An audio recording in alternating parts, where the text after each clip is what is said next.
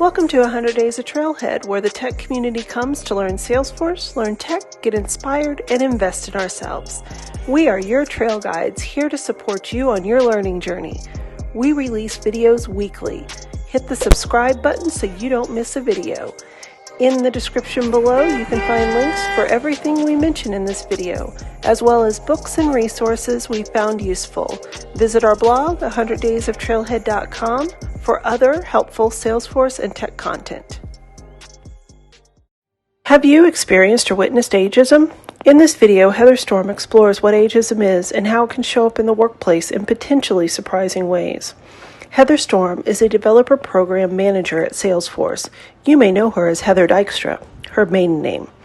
Heather has many hobbies, including crocheting, baking, and regularly streaming to Twitch. She loves pets.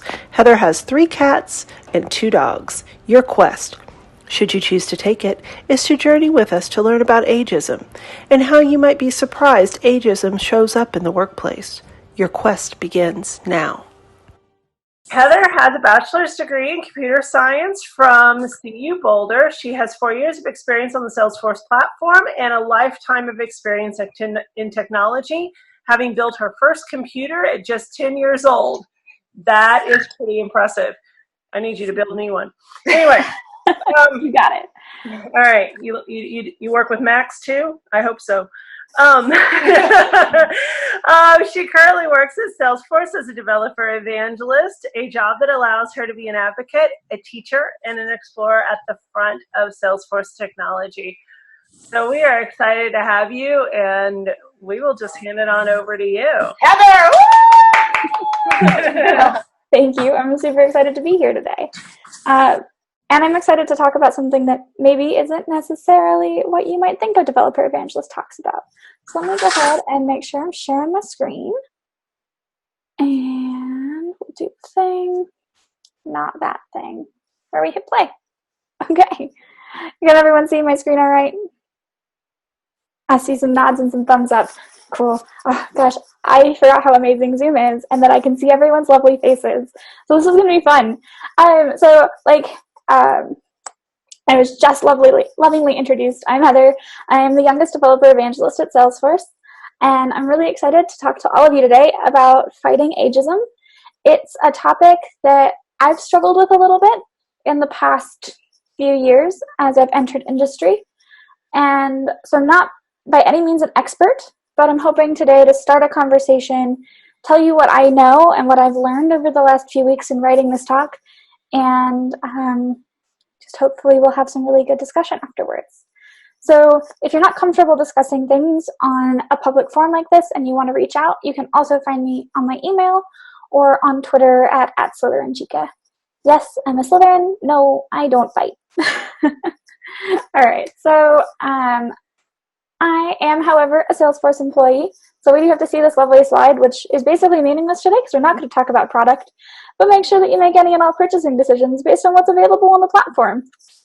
Yeah, but also while we're here, I just wanted to make sure that I mentioned that even though I'm sort of representing Salesforce here today, my opinions and the opinions expressed in this conversation are my own and not necessarily Salesforce's. Just want to be really clear about that. So we're going to start with a little exercise, and it's going to be kind of interesting because I can see your faces, but I don't really want you to react too much. I want you to keep your thoughts in your head. I'm going to ask some pretty leading questions, and I want you to just think to yourself whether or not you feel that they are true or false statements. So let's get started. The first statement is that old people are always much weaker than young people. Do you feel like this statement is true or false to you? The next statement is all young children are silly and never have any serious opinions about anything. Do you feel like this is true or false? The next statement is that senior citizens forget things and get confused a lot. True or false?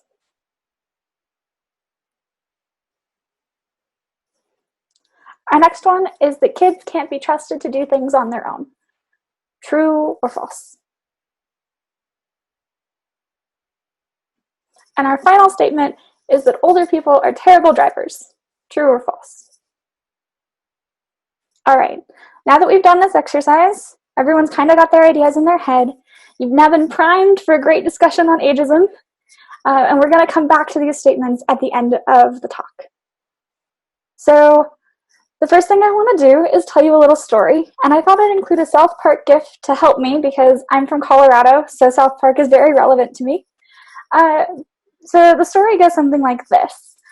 I started out in industry about 4 years ago, and one of my first roles was as a manager, which is pretty shocking to most people, as it was to me.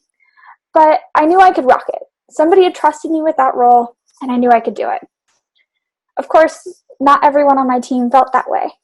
There was specifically one person who came up to me and told me that I wasn't going to be good enough at it, and that they didn't trust me to be their manager. This made me feel really terrible, because not only were they discriminating against me as a woman, but also because I was really young, and I didn't feel very confident in it at all. Of course, a few months later, after I had been their manager and led them to loads of success, they came up and apologized, which was a little bit shocking for me, but also kind of nice. And they said explicitly that they thought I was too young and that I had proved them wrong. This was my first experience actually feeling ageism myself, and I know now after having written this talk, it won't be the last. But I'm hopeful that we can start to learn a few things about what ageism is together so that we can make sure that the next time I feel that way, I don't feel so alone in it. So what is ageism? Well, ageism is a lot like the other isms that we know about, like racism and sexism. It's the prejudice or discrimination on the basis of a person's age, right? If this was any other ism, it would just be the prejudice or discrimination on the basis of that feature. It's something we can't change about ourselves. Of course, in the case of age, it will grow with us as we grow. But that's what prejudice is, or that is what ageism is. And so it's important to know that ageism doesn't affect just old people. And it also doesn't affect just young people. It affects us at all different points in our life. And so that's why it's such an important topic for us all to be thinking about and considering as we think about how we interact with everyone in the world. So, another story for you all. For me, the first time I ever actually was ageist was in middle school. I had no idea at the time. It was my 8th grade English teacher's birthday, and she happened to be turning 50. She was very excited about it because it was her birthday, and so were we as her students. But we had figured out that when you turn 50, you also start to unlock some of those senior bonuses, as we called them, including the one where you can enter into AARP, which essentially in America gives you some discounts on insurance, movie tickets, and a bunch of other things. It's actually a really cool service, but it was something she was really embarrassed about being able to join. Now, of course, we didn't know this. We were 8th graders, so we sang her the AARP song from the old commercial, in addition to Happy Birthday. It wasn't my brightest moment, I'm not gonna lie, but none of us even realized that we were being super rude until afterwards when we noticed that she wasn't exactly as happy as we thought she would be. It was difficult, but we learned something. We just didn't entirely know what that was when we were in 8th grade. The next story I have is around a midlife crisis. In fact, this is a photo of what my dad likes to call his 7th midlife crisis. But basically, what a midlife crisis is when you as a person feel like you are too old and you want to be more young and hip, and so you go and you do something that makes you feel more young and hip. So in the case of my father, he bought a car he always wanted and he took it on a road trip to the Devil's Tower to take a really cool photo, just to prove how young and hip and cool he is. And if you ask him, he'll admit that that's the entire reason he took this trip. While midlife crises can be good for people and they can give you the opportunity to have a once-in-a-lifetime opportunity like this, they don't come from a healthy place. They come from a place of insecurity and a place of not knowing how to own your own age. He clearly wanted to be younger. He was trying to act younger. And that's what society tells us is good. But society is wrong. In addition to dealing with midlife crises, a lot of people, when they are in tech, go through this weird phase in their life where they feel like they need plastic surgery. And I have proof. Between 2008 and 2014, the number of costs, so this is a cost chart from Motley Fool, it went up 700% to get Botox or plastic surgery. And the reason this is because in Silicon Valley, there were a bunch of white dudes from the age of 20 to 40 who felt like they didn't look young enough to be in their startup culture, so they went and got cosmetic procedures to fix that. This boost wasn't from women who wanted to look younger or anything like that. It was from the guys in tech. If this affects them, it affects all of us. And that was really shocking to me because I never really thought about it that way. Where, like, this is such a thing that even just, like, young dudes in tech think about. And that they want to be cool and hip and young. It's a weird stereotype, and we gotta break it down. So let's talk about the older generations and why they kind of rock. So did you know that in 2020, there will be more people over the age of 65 than under the age of 5? This is pretty cool because it's never really happened before, because with advances in medicine and technology, we're able to live longer. But the important thing to know here is that people that are over the age of 65 are actually 3 generations of people. So it makes a lot of sense that 3 generations are more than half a generation of our population. But it's also kind of frightening because we're not including a lot of those people in the discussions that we have every single day. Did you also know that out of every 5 citizens, senior citizens, 4 of them are completely healthy? Like, completely healthy. Not on medicine, not in hospice, not any of those crazy things that we think about when we might immediately think about an older person. Only 1 of those people is actually sick and needs help. In fact, they're probably less sick than the rest of us, which is just a little bit insane to think about. But these people are perfectly healthy and they're doing just fine. We're just not including them in our conversations. Did you also know that old people are better at driving?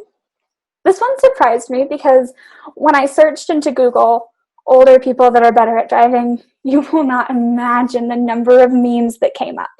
I mean, I literally had to go with a picture of a car because every single picture of an old person driving was inappropriate. They were all memes, they were all terrible, or, you search for it and you just find a young person driving. And I just thought that was insane. But it's been proven many, many times in over 10 reports that I read over the last few weeks that older people are statistically better at driving because they're more cautious and they're more experienced. They know how the things work.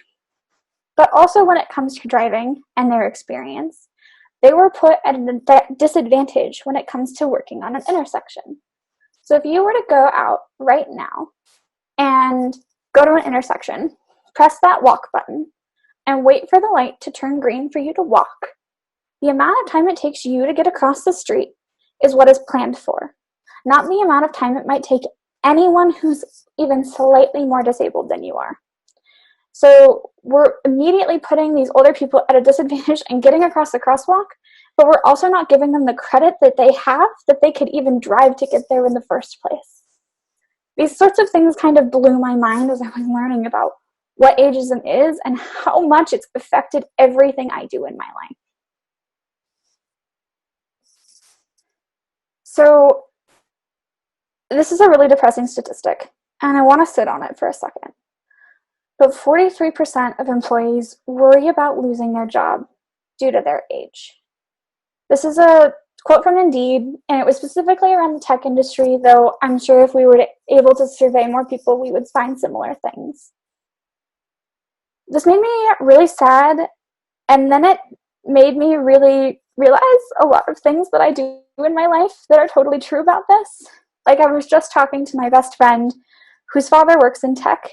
He's just hitting the age of retirement, and he loves working. I mean, he loves his job. It's his favorite thing to do every day. He doesn't see a single day in his future where he's not working a job. But the company he's working at is currently doing layoffs. And so he's got an offer on the table to exit peacefully, essentially retire a year early. And it makes him really uncomfortable because he doesn't feel like his age really matters. He just wants to keep doing what he loves. And if it's affecting all of these people, it's going to affect us too, because we're going to get older in our roles and we're going to be just as afraid about losing our jobs as a lot of the older generation is right now. And because of this and all of the ageism and ageist thoughts that the tech industry has, we're losing out. We're losing out on tons of different talent and expertise from people even older than just 45. This is the only survey I could find that surveyed this sort of information, because once you start asking about 65, that's kind of where we assume retirement happens-ish, and so there's like no data. But when you look at the developers who are older than 45 that were surveyed in lots of different surveys in 2017, the highest percentage of them was 21 and the lowest was 10. Now, this makes a lot of sense to me because as I think about people that are in the tech industry that are older than 45 that I know, I can maybe name 3. That's terrifying because that means that we're losing out on so much talent. And honestly, these people that we're not hiring and that we're not bringing into these conversations, they have so much experience that we could be learning from. And so this shocked me, but it also solidified in me that we're really not doing everything we can to bring all of these people to the table. And of course, because we're doing that, we're creating huge generational gaps, not only between the 65-year-olds and the 5-year-olds, but even within the 65-year-old and higher group. Like I said, there's 3 generations there, and we just group them together. We don't consider that there are different tiers of people and that they grew up in very different situations and that they have different life experiences to talk to us about. So not only are we sort of doing an us and them sort of thing on a broad scale, but even on a micro scale, we're not doing what we need to be doing to make sure that we're actually able to collaborate with each other and not have these gigantic generation gaps where we're losing tons of knowledge. So as I was researching for this talk, because I had to do a lot of research to get here, I stumbled upon a quote by Ashton Applewhite that I really liked. Ashton is an amazing leader at the forefront of ageism, and she's written a few books, and she'll argue all day about some views that are different from other people on the internet, but I really like this quote because it rang the most true to me. Discrimination on the basis of age is as unacceptable as discrimination on the basis of any other aspect of ourselves that we cannot change. This changed how I thought about ageism for me, because I always just assumed that it would only affect me later in life and I didn't have to worry about it, but I do have to worry about it. And it's just as bad as every other kind of ism that's out there. Now, I'm not here to depress you. I promise. I have good news. And the first piece of good news is that even a Queer Eye episode has positively impacted this story. So this is a photo of Ted Terry. He's a mayor in Alabama. He was featured on Queer Eye, I believe in season 2, if you want to go watch his whole episode. It's fun. But basically, what had happened at the beginning of the episode is he had this conversation with Karamo, the culture specialist on the team, around how he didn't feel like he was able to really bring his full self to the table and have more complicated discussions around politics with some of the people that he needed to have discussions about politics with. He was about to have a dinner with some people from all over the world, and he wasn't feeling very comfortable in his own skin and in his age. He felt like he was too young and that he looked too young and that it just wasn't right. So, of course, through the course of their week and their makeover, they made him look a little bit more like his age, and they made him feel okay in owning that and that it was all right that he was younger, that he could do it anyway. And so, of course, the episode ends excitingly in him being able to host his worldwide dinner, because what reality TV show doesn't end positively? But it did give me a little bit of hope that if we can solve this on reality TV, maybe we can start to solve that in our own lives. So how do we start this? How do we change this? How do we make sure that even though we're all fighting so many other battles right now, that we remember to fight this one as well? The first step is to know that there's a problem. So I hope that through this so far, you were able to recognize that, yes, ageism is an issue that we maybe don't address as often as we should. And of course, the second step is to acknowledge that it's okay and that we're going to get through it, and that even though we're maybe not right all the time, and maybe I haven't gotten all the facts right up till this point in this presentation, and that's okay because we're all learning. We're all discovering this together, and we're all working together to make it better. So everything will be okay. But maybe you're looking for some more tangible things, because I know I was. So let's talk about some ways that we can actually combat this together in our workplaces. The first thing, and I don't know how many of you have access to actually change job postings, but even if you don't, you can advocate to them or for them to be changed. But one of the big things that I've noticed is that we're not very age inclusive in our job postings and in the way that we talk about our jobs and careers.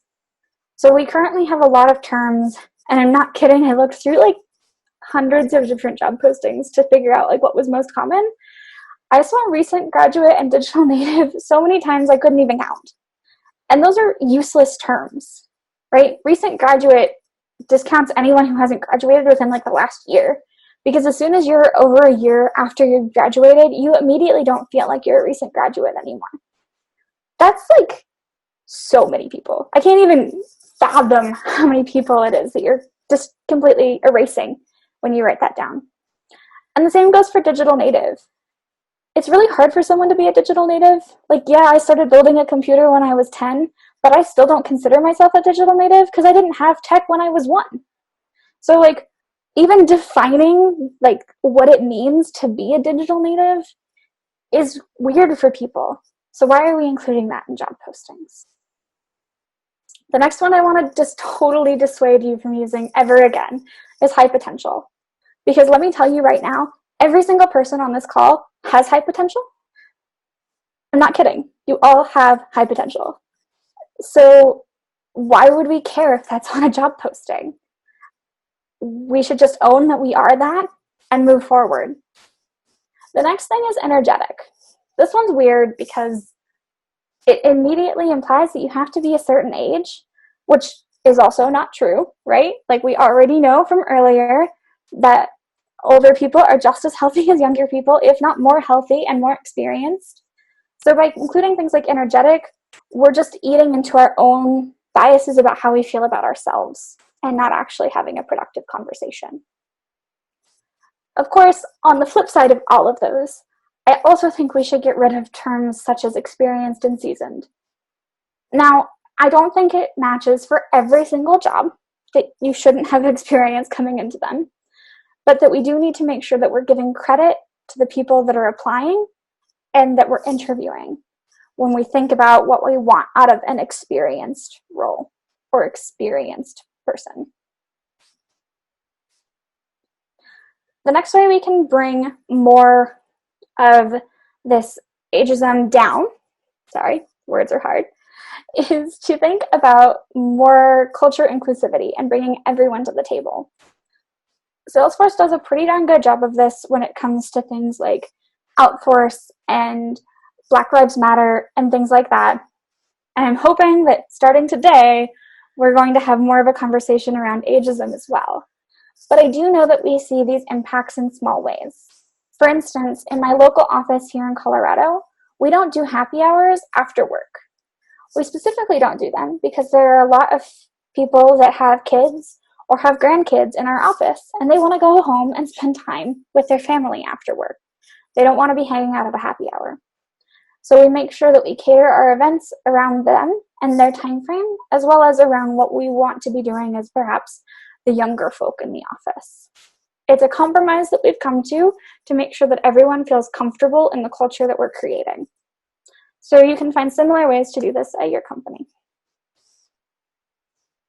Of course, we don't want to just do this at work. We want to do it at home too. So here are just a few tips to combat ageism at home. The first one is to have respect and to cultivate more respect for yourself and for others. This is something that I think applies to almost every form of diversity and inclusion, but it's something that isn't said enough. If you can't respect yourself, it's so hard to be able to respect others and to treat them with the respect that they deserve. So some ways that we can work on this are to have the elderly live among us. So many of us live in neighborhoods that are comfortable to us and that have the same sorts of people in them that we are. In fact, I recently moved and my entire neighborhood is people that are in their mid-career with kids. I'm probably one of the youngest people, but I don't even know anyone that's older in my neighborhood. It's actually something I'm actively working on finding now because I know that I need to surround myself with those people and those ideas. The next thing we can do is work to bolster your own self-esteem and the self-esteem of others. And this can be as simple as cheering yourself on before you do something or giving somebody a call and telling them that thank you for something that they've done recently. The next thing that we need to do, and this one's a little bit more challenging, and I could have written an entire 3-hour talk on it, but we need to diminish the terror of aging. Because while we're all going to die, and dying is terrifying, not going to argue that one, aging and getting older isn't. It's just adding more experience to our buckets and learning more things. So we need to be less afraid of aging and looking older and acting older because that's who we are, and we can't change that. And of course, we have to accept that inevitably we will die. And so we might as well live every single moment to its fullest. And do as this lovely Reaper GIF is doing, and shake it off and move forward. So I know there aren't very many of us on the call, but I would really like to encourage everybody to commit to your own personal fight. And I'd really love to see some Twitter chat around this. So hashtag #WhatDevs, hashtag ageism. Do something like one of these things, speak up and don't let yourself be pushed around because you're too old or too young. Do more engagement in the world. For me, this means that I called my grandma today and we talked about something that she doesn't get to talk about very often, which was her childhood. The next thing is to maybe just commit to being more positive about your own age. Own your own self, own your own skin. Maybe you want to just work on surrounding yourself with people that are older or younger than you. For me, this means that I also go and volunteer in elementary schools so that I get to mingle with the little ones, right? They're the next generation. They're just as important as the older generation. So I try to surround myself with as much diversity in that as I can. And of course, that also means that I'm volunteering, which is another thing that I'd love to see if y'all would like to commit to. So we're not quite done yet. I promised more exercises. So let's talk back through those exercises that we looked at earlier. I know a few of you wrote down your thoughts. So let's go ahead and go through them. Old people are always much weaker than young people. Well, this is completely false. We proved that wrong earlier with some stats, right? Old people are just as healthy as young people. All children are silly and never have serious opinions about anything. Well, this is definitely false. And while we didn't exactly prove it in this conversation, if you go and you look at all of the crazy things that have been happening since all of the shootings and the kids that are standing up and walking out all on their own, I mean, children have serious opinions about stuff and they're making changes. So we got to give them credit where credit is due. Senior citizens forget things and get confused a lot. Well, this is super false. Sure, maybe some people have memory problems, but young people have memory problems too. And this is a terrible generalization of everything that happens in our world. Kids can't be trusted to do things on their own. Again, super false. We can trust kids to do things. We just have to be able to trust. And older people are terrible drivers. Again, we proved this one completely false.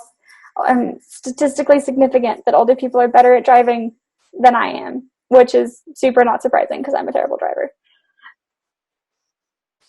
So the next thing I'd like everyone to do, and I'd like to take a minute or two to pause and reflect on this, is to think about a time where you've been judged by someone solely because of your age. I don't want anyone to have to share, but I do want you to reflect and think about it, because I've been talking a lot and haven't given you a chance to really ingest all of this information. If anyone's comfortable with sharing, I would be more than happy to see those in the chat, but you don't have to if you don't want to.